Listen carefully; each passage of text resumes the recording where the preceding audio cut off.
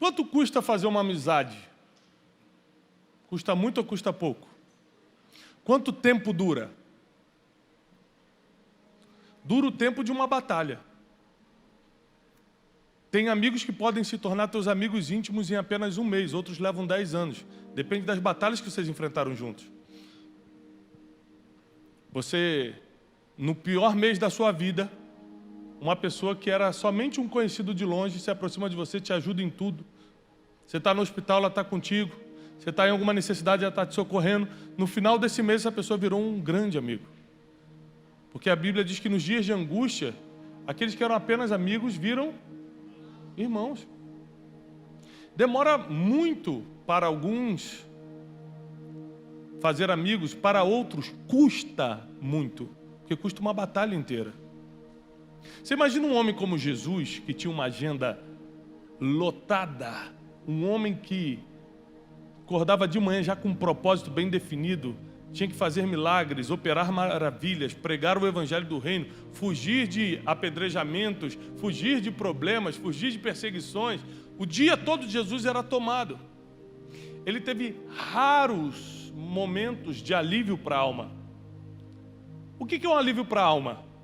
Quando eu sento ali para tomar um café com o pastor Vitor Hugo, meu amigo, a gente pode falar da família, a gente não está preocupado, um está perseguindo o outro, um está armando contra o outro. A gente começa a rir de coisas, a gente começa a sonhar com algumas coisas juntos e, de repente, começa a chegar um alívio na alma. Esse tipo de alívio de bagagem emocional só chega quando você está cercado de pessoas que te amam e te protegem.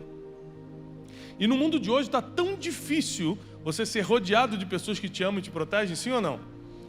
E o amor é uma coisa extremamente recíproca. Deus é o único que não espera você amá-lo primeiro para te amar. Ele te amou primeiro. Você amar ou não amar é uma decisão sua, mas Ele continua te amando. Se você abandoná-lo, Ele não te abandona. E se você for infiel com Ele, a Bíblia diz que se você for infiel, Ele permanece fiel. Ou seja, é o único que não está esperando que você faça nada para fazer algo por você. Agora, as pessoas já não são assim. A verdade é que eu posso até estar gostando de você, estou gostando da nossa amizade, mas de repente alguém chega e fala assim, ó, sabe aquele fulano que você está andando, está falando mal de você direto. Eu falo, me prova, peraí que eu vou te mostrar o áudio que ele falou, falando que você é chato. É uma decepção você escutar que uma pessoa que você estava começando a gostar, começando a confiar, está falando mal de você. Agora deixa eu falar uma coisa. Tem um problema muito sério entre os seres humanos e que os grandes empreendedores sempre falam isso. Eu escutei isso da boca dos maiores empreendedores do país. Que é o seguinte, e eu concordo. Quanto mais você cresce, mais sozinho você fica. Aí você fala assim, Tiago, comigo vai ser diferente. Não vai. Então uma coisa que você tem que estar preparado é o seguinte, se você realmente quiser que Deus realize seus sonhos, você tem que estar preparado para ficar um pouco mais sozinho. E à medida que Deus te levanta, você vai ficando mais sozinho e as amizades vão se tornando ouro. Eu não posso me dar o luxo de perder nenhum amigo que eu tenho, porque eu sei o preço que é, o tempo que custa ter um amigo à medida que Deus te levanta. Porque o amor, ele é recíproco, precisa ser. Você semeia, logo você colhe. É por isso que às vezes muitos relacionamentos conjugais não dão certo. O homem espera uma coisa que nunca semeou. A mulher está esperando um tipo de casamento que nunca plantou. Isso vale para a vida financeira. Você nunca semeou, mas está sonhando em ser rico. Nunca semeou na vida emocional, mas quer ser feliz. Ou seja, quer ser ungido do Senhor e nunca semeou oração e jejum. Leitura da palavra. Nunca pagou o preço de santidade, de servidão a Deus, mas quer ser usado por Deus. Ou seja, a gente enlouquece às vezes, a gente quer coisas que nunca semeou. Na amizade é igualzinho. Aqui em João capítulo 11, Evangelho de João capítulo 11, você vai entender melhor o que eu estou te explicando. Porque Jesus, no auge do seu ministério, perde um dos poucos alívios da sua alma. Seu amigo. O homem que ele amava, como um irmão, morreu. Você imagina o tempo que demora para você ter uma amizade, as batalhas que você tem que passar junto para ser amigo. E quando você está vivendo um tempo que você mais precisa de amigo, porque eles são raros à medida que Deus te levanta, quando Jesus estava no auge, ou seja, no tempo mais difícil de se fazer e manter amigos, ele perde o melhor que ele tinha. E a Bíblia diz assim: estava doente Lázaro, de Betânia, da aldeia de Maria e da sua irmã Marta. Estava Maria, cujo irmão Lázaro estava enfermo, e essa Maria era a mesma que ungiu com bálsamo o Senhor, e enxugou os seus pés com os cabelos. Mandaram, pois, as irmãs de Lázaro dizer a Jesus: Senhor, está enfermo aquele a quem amas. Então Jesus estava em Jerusalém, uma distância de 16 estádios. Imagina você dar 16 voltas no Maracanã da vida, mais ou menos essa era a distância que Jesus estava, a pé. E chega alguém para noticiar que Lázaro estava doente. Se Jesus tinha uma especialidade, era curar doente. Jesus tinha essa especialidade. Onde ele passava, alguém ficava curado. Na alma ou no corpo. Mas ninguém passava por Jesus sem ser curado. E agora, o melhor amigo de Jesus, o alívio que ele tinha das bagagens emocionais da vida, está doente. A notícia chega para ele. E o versículo 4 diz: ao receber a notícia, disse Jesus: esta enfermidade não é para a morte, e sim para a glória de Deus, a fim de que o Filho de Deus, ou seja, ele, seja por ela glorificado. Você vê que a gente tem muita dificuldade em acreditar nas palavras de Jesus, né? Aqui Jesus já falou tudo. Olha, gente, não se preocupa, vai dar tudo certo, isso aí não é nada, eu vou resolver, isso aí é só para que meu nome seja glorificado. Alguém acreditou nele? Imagina você andar com Jesus 3 anos e meio, em carne e osso, você está ali na frente dele, e quando ele falar você não leva tão a sério. Assim está vivendo uma igreja, está vivendo uma geração dentro da igreja, lendo a palavra, mas não acreditando. Tem muita gente que vem à igreja, mas segue em depressão. Vem à igreja, mas segue com medos que paralisam a alma e o espírito. Vem à igreja, mas estão se divorciando. Vem à igreja, mas não sabem criar os filhos. Vem à igreja, mas não tem nem vida com Deus. Por quê? Porque eles leem, mas não acreditam. Os discípulos escutaram Jesus falando: não é para a morte, vai dar tudo certo. E não acreditaram. O primeiro conselho que eu quero te ensinar hoje à noite é: quando Deus falar, acredita. Se Jesus falou, vai dar tudo certo. Já acredita, de princípio já acredita. Porque quando Deus fala, vai acontecer. Tudo que você tem que buscar hoje à noite é uma palavra vinda de Deus. Porque se vier uma palavra de Deus para a sua vida, pronto, você está garantido. Não tem seguro que cubra mais do que uma palavra de Deus na sua vida. Segunda lição que eu quero te dar hoje: se o teu propósito não for maior do que o que você sente, teus sentimentos vão te levar por buraco, porque a Bíblia diz que enganoso é o coração do homem. E de todas as coisas que você deve guardar, diz Provérbios, guarda o teu coração. Não é um músculo, é a sede das emoções. Você tem que guardar a tua vida emocional.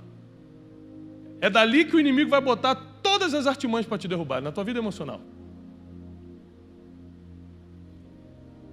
Então Jesus caminhava por um propósito e não pelo que estava sentindo. E ele estava se sentindo mal, porque a Bíblia diz nos versículos seguintes que quando ele chegou em Betânia, quando ele viu todo mundo indo para o túmulo de Lázaro, o que Jesus fez?